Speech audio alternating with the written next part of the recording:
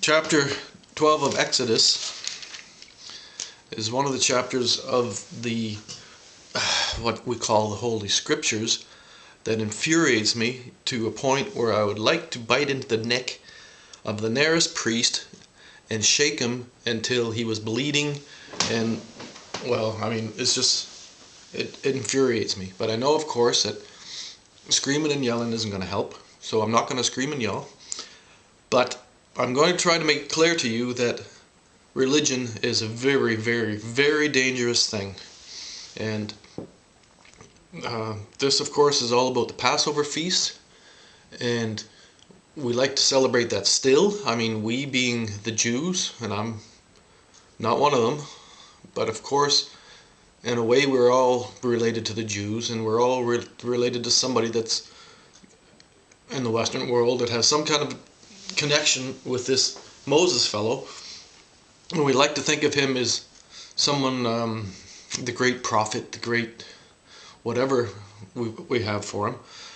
But when it comes down to it, he was a murdering tyrant.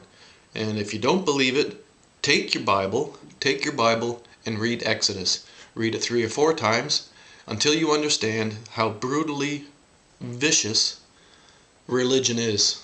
Religion is brutally, horribly vicious.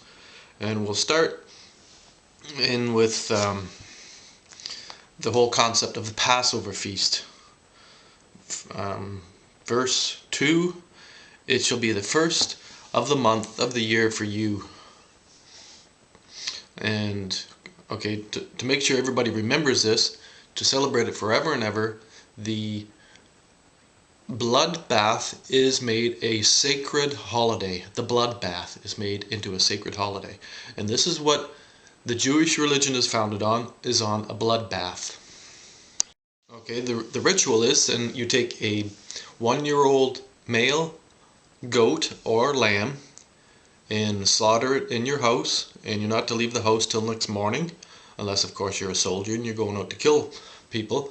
But the whole concept was all the Israelites were to stay in their dwellings on this night, slaughter a goat or lamb, and of course there's particulars about how to do it. You're not allowed to boil the kid, and you're not allowed to eat any of the blood. And the blood that you drain from the goat or the lamb is to be smeared on your 2 doorposts and the lintel over top of the door. So you get blood all around the door, and this blood is to tell the Lord and his soldiers. The Lord didn't do it alone. I mean, a lot of people think the Lord means God. Okay, there is no God. There is the Lord Moses and his army, and his army was big. As we'll see, his army was 600,000 soldiers of the Israelites, and probably there were also a bunch of followers from Pharaoh's army as well. He convinced them. And okay, into chapter verse 6, the 14th day of this month, and all the assembled congregation of the Israelites shall slaughter it at twilight. They shall take some of the blood and put it on the 2 doorposts and the lintel of the house in which they are to eat it. They shall eat the flesh the same night. They shall eat it roasted over the fire with unleavened bread and with bitter herbs. Do not eat any of it raw or cook it in any way with water, but roast head, legs, and entrails over the fire. You shall not leave any of it until morning. If any of it is left until morning, you shall burn it. And this is how you shall eat it. Your loins girded, your sandals on your feet, and your staff in your hand, and you shall eat it hurriedly. Okay, part of the reason they're eating it hurriedly this time, on the night of the blood bath, is because meat, of course, red meat helps you to be a little more aggressive. And what they were doing here was they were taking the Israelites out of Egypt. And this, of course, was not a happy event. This was a war event. This is one of the most talked about and worshipped and the holiest wars ever.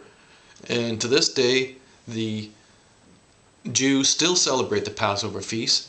And I don't think most of them even know what they're doing, because I've been at a Passover feast before with Jewish friends, and they didn't seem to think that it had much to do with the slaughtering of innocent children, but it does. Okay, well, they talk about how the Jews are supposed to eat it, and the blood goes on the house and whatnot.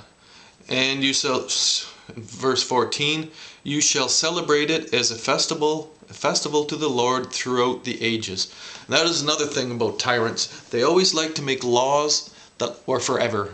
Every tyrant that ever came along and wanted to make his mark on the earth always made laws forever. And the whole Torah is about making laws forever.